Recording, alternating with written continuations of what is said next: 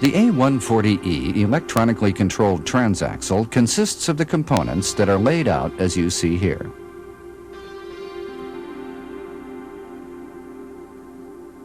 The torque converter and the planetary gear unit of the ECT are basically the same in construction and operation as those in the conventional automatic transmission. But its hydraulic control mechanism is much different in construction and operation, as part of it is controlled electronically, as you will see next.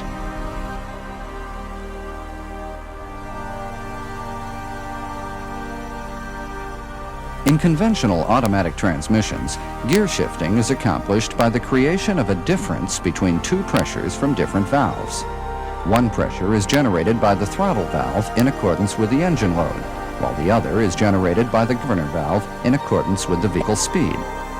The shift valve is actuated for up or down shifting depending on the difference between these two pressures.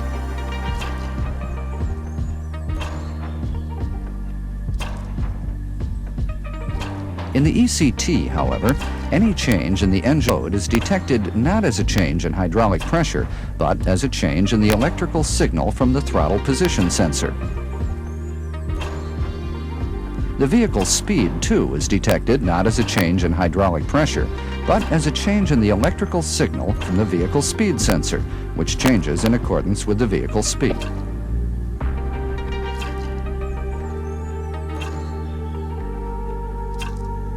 The signals, one from the throttle position sensor and the other from the vehicle speed sensor, are sent to the ECU, or Electronic Control Unit.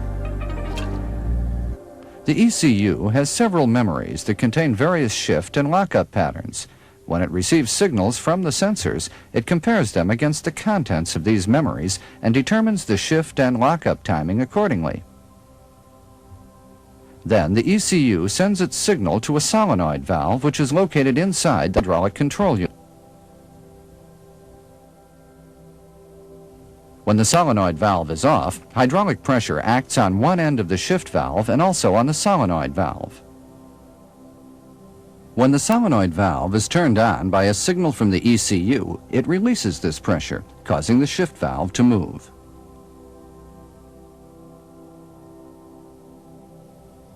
This causes the transmission to upshift or downshift, as the case may be. This is the basic principle of operation of the ECT.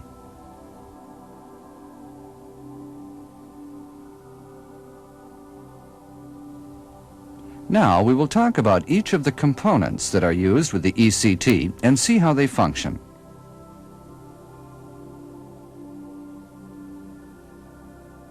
The neutral start switch sends an electrical signal to the ECU telling it which range the shift lever is currently in.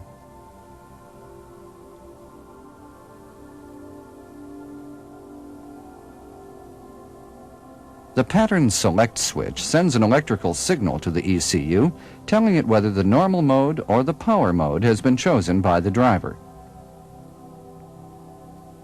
When the ECU receives these two signals, it selects the appropriate shift and lockup pattern stored in its memory.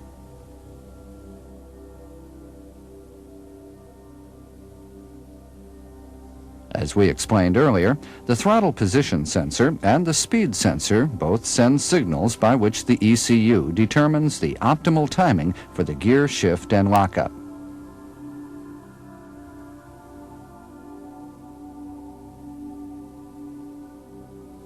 The overdrive main switch sends an electrical signal to the ECU, indicating whether the driver has selected overdrive or not.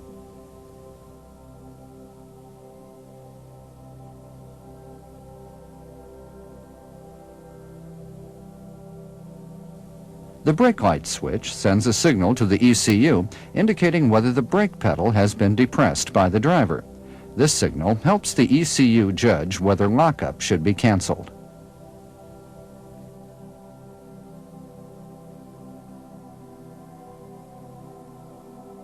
In some vehicle models, the ECU also receives signals from the cruise control computer.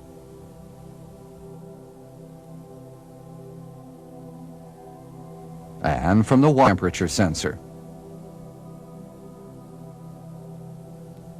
Based on these signals, the ECU determines whether the transmission should shift into overdrive and whether the lock-up clutch should be engaged. Among the signals from these sensors and switches, the signals from the throttle position sensor and from the water temperature sensor go to the TCCS ECU before reaching the ECT ECU. Based on signals received from these sensors, the ECT ECU determines the most appropriate shift timing and sends signals accordingly to solenoid valves number 1 and number 2.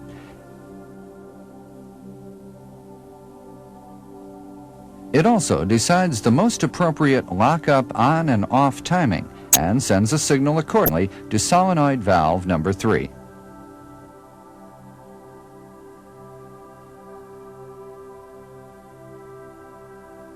The ECU is also equipped with a fail-safe function to make sure that the vehicle can continue to operate even if a malfunction occurs in its electrical system.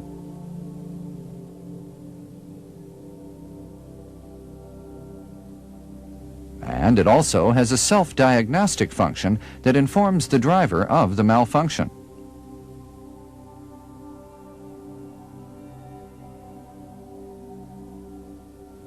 Now that you have a general understanding of the ECT, let's examine it in more detail.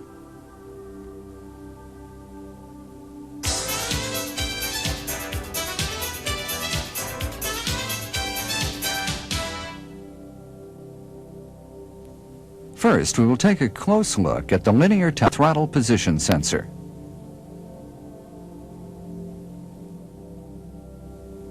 This sensor contains a ceramic board onto which resistors are printed. The output voltage varies as the contact point revolves.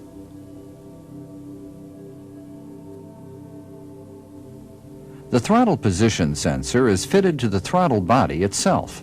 It is mechanically linked with the accelerator pedal by a cable and rotates at the same speed as the throttle valve.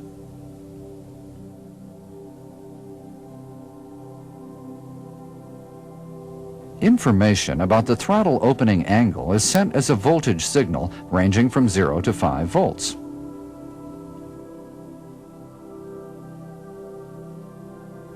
The ECU of the TCCS converts the voltage change into 3 on-off signals and sends them to L1, L2, and L3 of the ECU of the ECT. A particular combination of these 3 on-off signals corresponds to one of the 8 settings of the throttle opening, and the ECT's ECU interprets these signals accordingly on receiving them. We will study the vehicle's speed sensor next. Actually, there are 2 speed sensors, number 1 and number 2. Speed sensor number 2, which is the main speed sensor, basically consists of a magnetic rotor which is fitted to the drive pinion shaft of the ECT. As the rotor turns, it causes the reed switch, which is contained in the sensor body, to turn on and off. The reed switch is turned on once every time the rotor completes a revolution.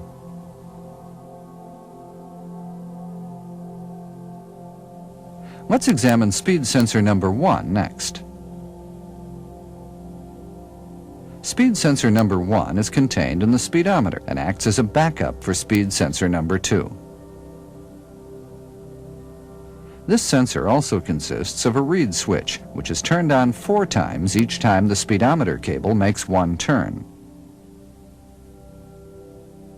As you can see here, signals from speed sensors number 1 and number 2 are sent to the ECU of the ECT. And their pulse varies, as you see here, in accordance with the vehicle speed.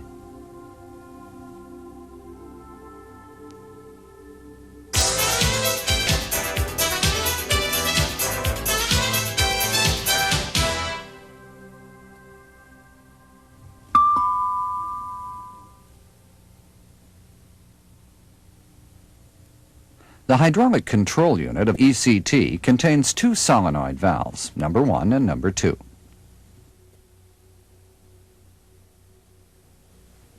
The solenoid valves are actuated by signals from the ECU, draining pressure from a part of the oil page by the action of their plungers.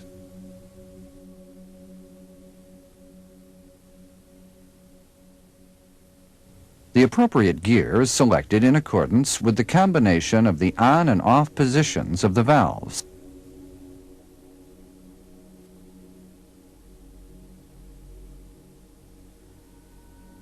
Let's examine the operation of the hydraulic control unit using the A140E as an example.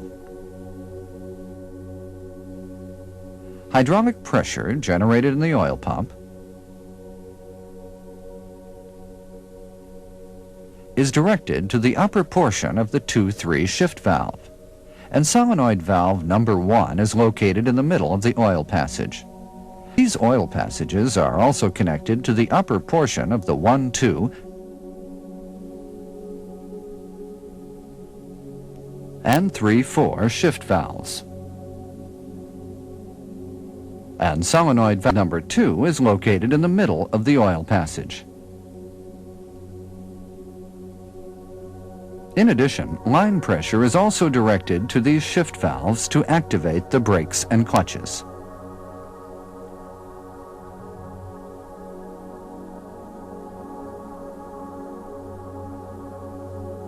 Now, as an example, let's examine how these valves operate in D range.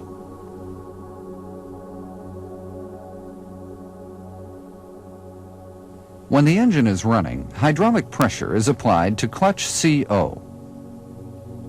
First, an oil passage is opened by the manual valve to clutch C1, and as a result, the transmission is shifted into first gear.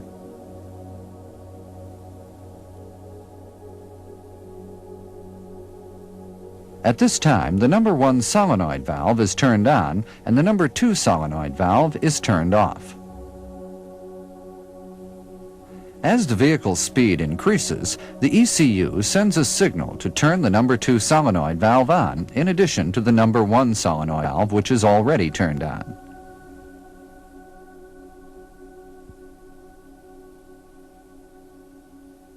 As a result, the 1-2 shift valve moves upward, creating an oil passage to brake B2, and the transmission shifts into second gear.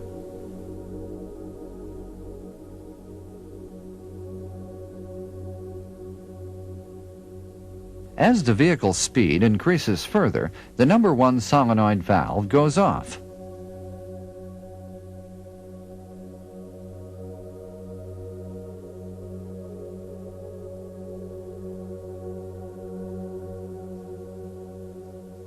While the 2-3 shift valve moves down, so an oil passage is open to clutch C2, and the transmission shifts into third gear.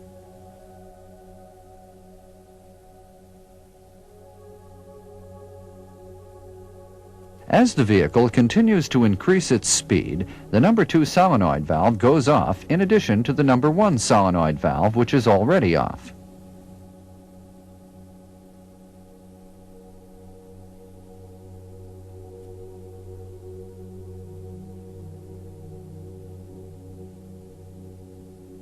The 3-4 shift valve goes down, switching the oil flow from clutch CO to brake BO.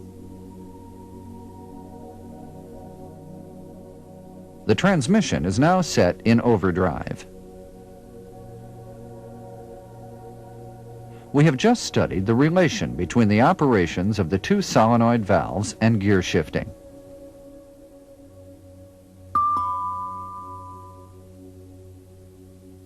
Next, we will study the relation between the number 3 solenoid valve and the lockup mechanism. This is a diagram of the hydraulic lockup mechanism. Solenoid valve number 3 is located in the line pressure circuit connecting the upper side of the lockup signal valve and the lockup relay valve.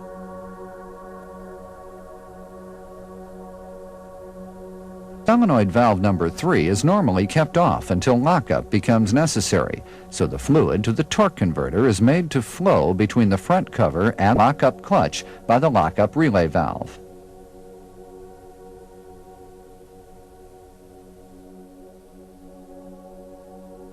When lockup becomes necessary, solenoid valve number 3 is turned on by a signal from the ECU, and the line pressure fluid is drained off. As a result, the lockup signal valve moves upward.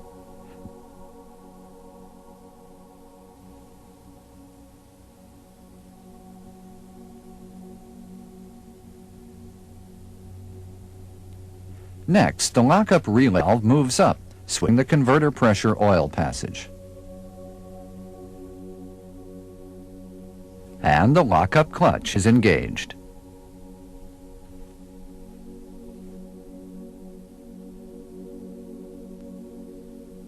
We have just explained the basic principles of operation of the solenoid valves and the hydraulic control unit of the ECT.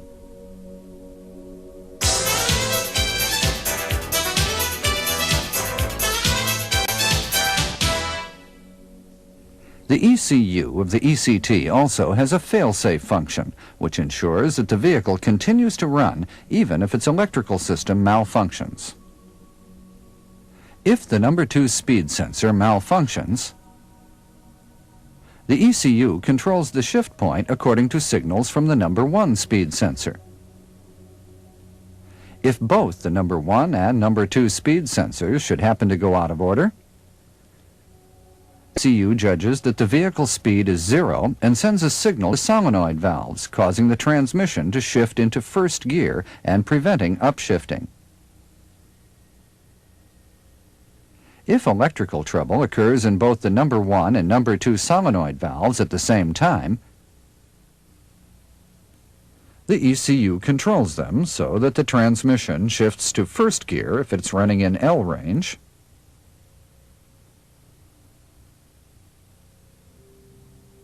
to third gear if the vehicle is running in 2 range,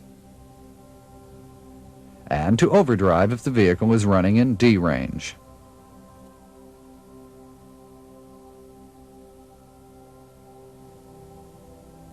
Next, we will study some service points.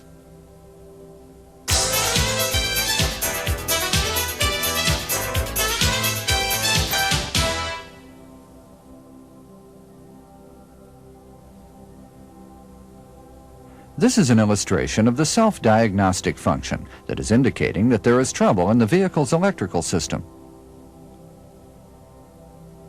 Now, let's find out, using the self-diagnostic function, the exact location of the electrical problem.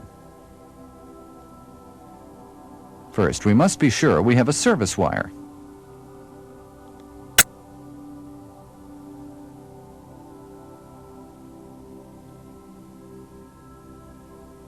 Connect the wire to the ECT and E1 terminals of the check connector, and turn on the ignition switch. Then turn on the OD main switch. The OD indicator lamp will start blinking.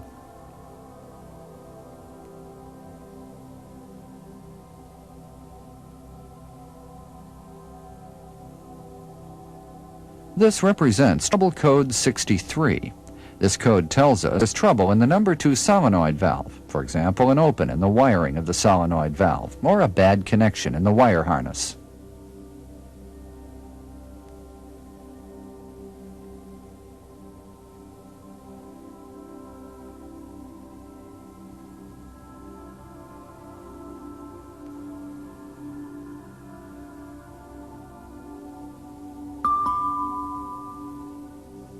Now the problem has been corrected, so we must cancel the trouble code that is stored in the electronic control unit.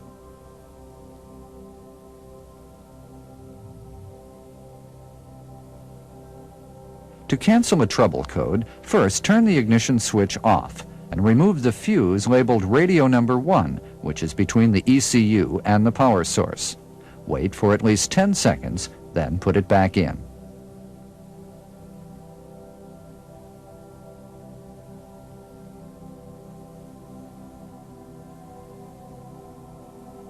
Then check the OD off indicator lamp.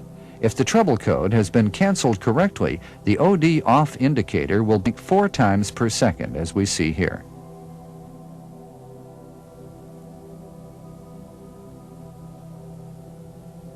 Besides trouble code 63, the self-diagnostic function of the ECT can also indicate these 4 codes for electrical troubles.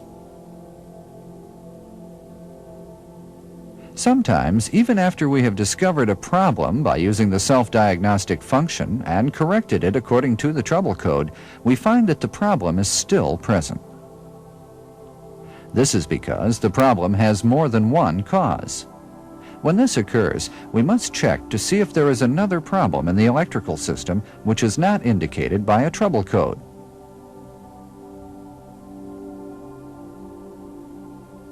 Or if there is another problem in the transmission itself, or in some related mechanical system.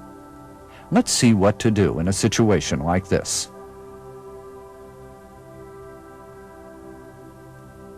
First, remove the ECU connector.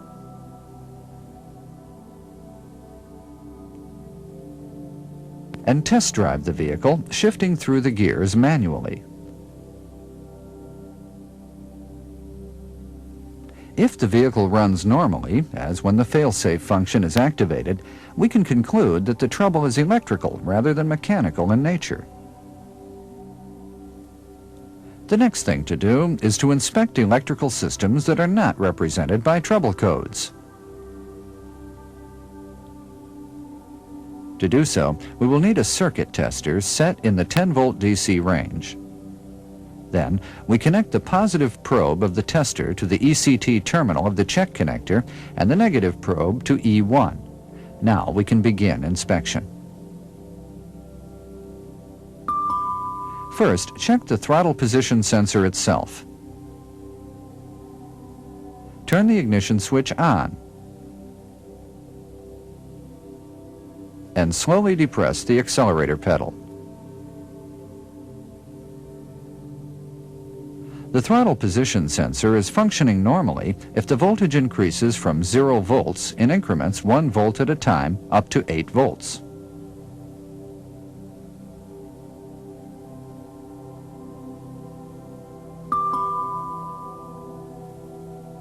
Next, check the brake signal with the circuit tester hooked up in the same way. Depress the accelerator pedal as far as it will go and keep it depressed. Then, repeatedly depress and release the brake pedal.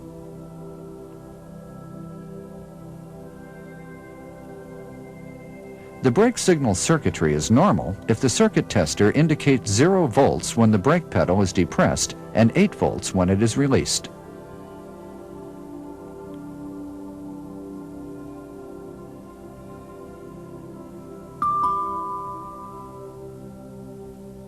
Finally, we must check the shift control signal of the ECU. The circuit tester probes are connected in the same way as in the 2 earlier tests.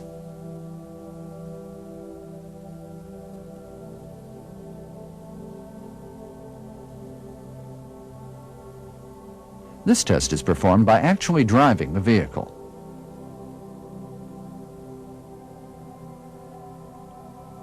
If the ECU is providing a normal shift control signal, the circuit tester should indicate voltages in different ranges, as we see here.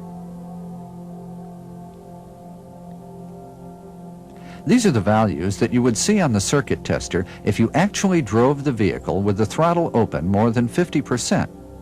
But since such a test is very dangerous, it is not a very practical method. As an alternative test method, depress the accelerator pedal less than 50% of the pedal stroke.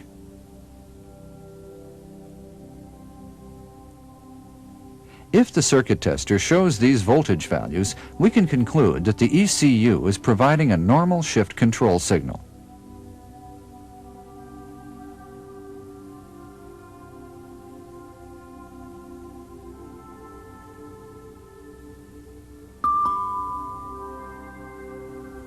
To make this easier for technicians to carry out, a special ECT checker is available from Toyota.